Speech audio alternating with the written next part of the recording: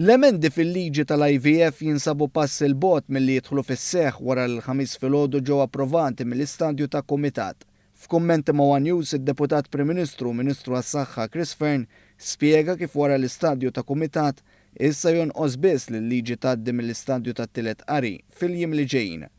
Qal li l-liġi ħad tkun aktar inklusiva u se toffri l-aħjar servizz mediku lil dawk l-aktar li għandhom bżonn u ħadd tirrispetta l-ħajja mill-bidunet tagħha. Issa għaddejna mill-istadju ta' kumitat l-emendi kollha liġi ġdida tal-IVF. Allura issa jonqos biss li neġu għat-tielet qari li jsir fil-ġranet li ġejjin u da jfisser li issa anke wara li għamilna perjodu ta' konsultazzjoni pjuttost wiesa'.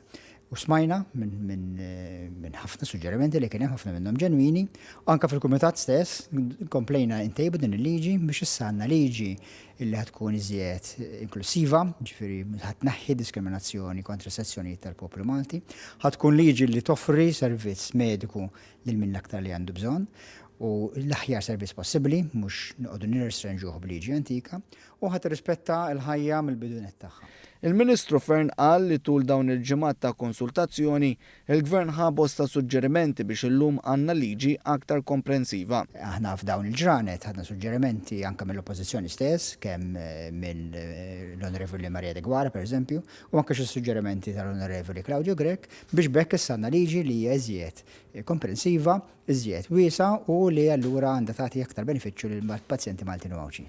Intant il-Partit Laburista fisser l-attitudni tal-Oppożizzjoni kontra l-abbozz ta' liġi bħala superva u li ma tifhimx il-weġġat ta' familji li għandhom bżonn bidla fil-liġi tal-IVF.